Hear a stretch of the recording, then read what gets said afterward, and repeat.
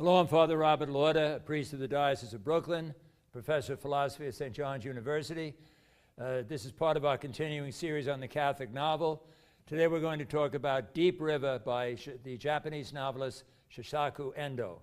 I think this is just an absolutely wonderful novel. The title Deep River comes from a Negro spiritual, and this is the line that is the epilogue to the novel.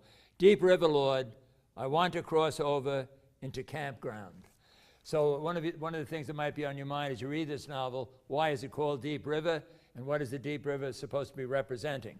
Now, the way I look at this novel, it's a kind of a contemporary Canterbury Tales. A group of people are making a kind of a pilgrimage to India and to the Ganges River. Endo makes the reading of the novel easier for us because he devotes a chapter to each one of these characters who's making the pilgrimage. However, there are two characters who I would say are the two main characters. One is a woman named Mitsuko, M-I-T-S-U-K-O, and the other is a young man named Otsu, O-T-S-U. Earlier on in the novel, a woman is dying, and the nurse who is taking care of her is Mitsuko. And as we first meet her, she seems like a very dedicated, wonderful woman, this nurse. But as the novel develops, we discover she is incapable of loving anybody.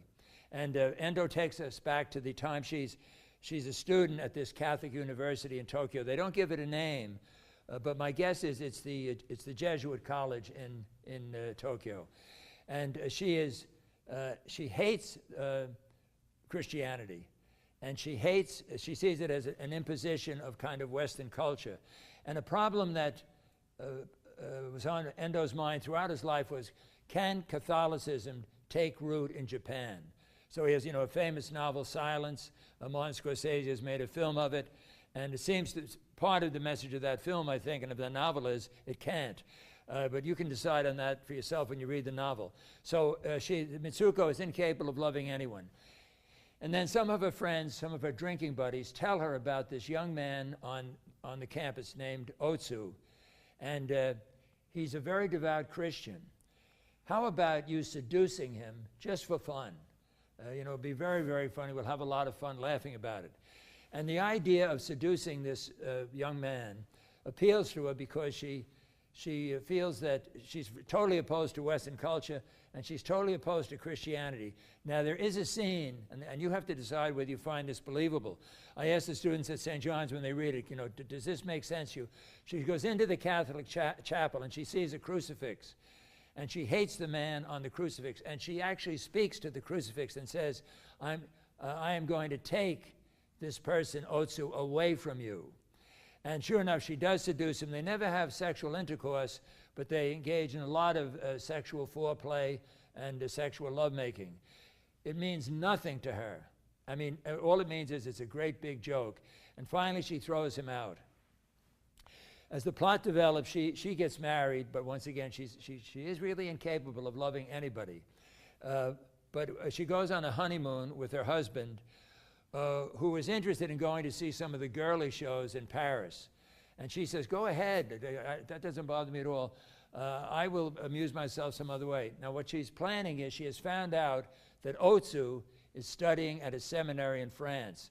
And while her husband goes out to see these, I guess, quasi-pornographic shows, she's going to look up Otsu. Now, the first question that arises, why? Why can't she get this guy out of her mind? What is it about him that attracts us? She cannot understand his life. And now he's studying to be a priest. Why would he do that, okay? So this is the only novel I know that refers to other Catholic novels. It refers to a Julian Green novel called Mora. It refers to Francois Mauriac's Thérèse, and it has a rather clear reference to Diary of a Country Priest. I think Otsu is modeled on George Bernanos' character in Diary of a Country Priest. Well, anyway, Mitsuko looks him up, and they have a discussion about God, and he says the authorities in the seminary are questioning him considerably because they think he's not completely committed to Christianity. They think he has this idea that one religion is as good as another. And of course, he says to Mitsuko, it's not that I have got a hold of God, it's God that's got a hold of me. So they separate, and the plot goes on, and eventually Mitsuko is on this pilgrimage. She's not for any religious reason. It's just curiosity, okay? And she's on the pilgrimage with these other characters, and one of the characters had a dog, and the character was very near death. And instead of the character dying, the dog dies. And the character asks his wife, could it be that that dog died in my place? Okay? Obviously a hint of, Christ's crucifixion. Another character during the war is starving to death, and a friend of his feeds him, but he's feeding him human flesh of those who have died. The man doesn't know that. And there's an obvious reference to the Eucharist. And in one scene, in a hospital, a character appears from nowhere. Nowhere. His name is Gaston. You don't know where he's come from. And he's extremely dedicated in helping all the Japanese soldiers who are ill and wounded and so on. And he's described as a bent nail leaning over one of the characters. And he brings, I'm not sure about it. I was going to say he brings communion to them. I'm not sure about that. But the Christian references, the Catholic references are all through the novel. Now, several years ago, at least 15 years ago, a very bright student took the course, and he claimed it was not a Catholic novel. Remember, my definition of a Catholic novel is a novel whose themes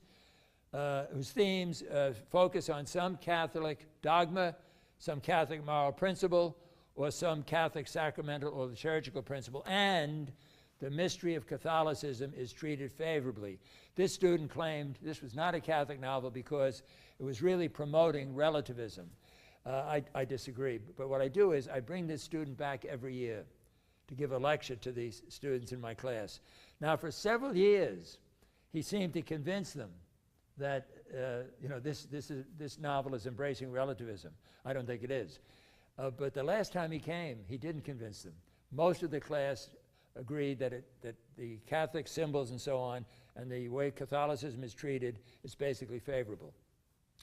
Okay, now, there's a great, great line in it. When Mitsuko is watching Mother Teresa's nuns bringing the invalids into the Ganges River, okay, young ladies, very attractive young ladies, she can't figure this out. She can't figure Otsu out. By the way, I should tell you, though Otsu was thrown out of the seminary in France, he eventually gets ordained. And how is he spending his priesthood? He's spending his priesthood in India, helping the sick into the water. Now, am I wrong? If Jesus was alive now, would he not be doing something like that?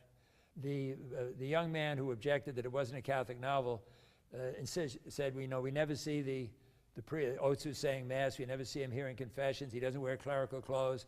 To me, the man who disagrees with me, misses the point. He's to feed the hungry, to clothe the naked. When you do that to the least of my brethren, you do it to me, okay? So anyway, Mitsuko walks over to one of these young nuns, and she says, why are you doing this? Why are you doing this? And the young nun says, without this, nothing makes any sense. And I think that's such a profound insight. If you can't make sense of helping the dying, then you can't make sense of anything. Suffering is a mystery, death is a mystery, but it's right at the heart of our Christian faith, okay? So I found each one of the chapters interesting. I found Mitsuko and Otsu, I find really two really fascinating characters. I have a little trouble with her praying to the crucifix, but the students at St. John's don't seem to. I said, can you picture this as really happening? And they said, yeah, it could. It could really be happening. Now, the woman at the beginning of the novel whom Mitsuko is taking care of says that a tree outside her window, the ginkgo tree, has told her that she will come back in another form. And she says to her husband, look for me, find me. And her husband is on this pilgrimage. He's been searching everywhere. He's read about Shirley MacLaine claiming that you were reincarnated and so on. Now, what's that all about? Okay, is the novel sort of encouraging some kind of, promoting reincarnation? I don't think so. I think it's saying that the resurrection changes everything. So the wife, and this is my interpretation, the wife will reappear, but not as a dog or a cat or even another human being. The wife will reappear in the love that people have for one another. So that with the risen Christ being present to people, I think this woman is also present to people. So I find it a deeply Catholic novel. Now, what is the title? What does the title mean? What is the deep river? I think it's God. Let me read you the epilogue again. It's from a Negro spiritual, and it's, "Deep river, Lord, I want to cross over into campground." Okay? So I think that the novel is about these people being immersed in the mystery of God and God reaching them, touching them. Once again, the part of the theme is what I think is in almost every Catholic novel of the Hound of Heaven pursuing characters. Why does Endo refer to other Catholic literature? Well, Endo had a master's degree in French literature, so I think he knew Mauriac's writing very well. Apparently he knew Julian Green's novel, writing very well. And Endo has been described as the Japanese Graham Greene. As I'm doing this particular show, I have not yet seen Scorsese's Silence, but I did see a Japanese version of it. But I think Deep River would make a terrific film.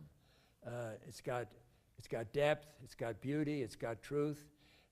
It's got all the ingredients, I think, to make a film that could challenge us, but also inspire us. I don't want to tell you exactly how the novel ends, but here's where I think you could be confused and you could be deceived into thinking that it is relativistic. Otsu, at one point, does express a view of religion which is relativistic.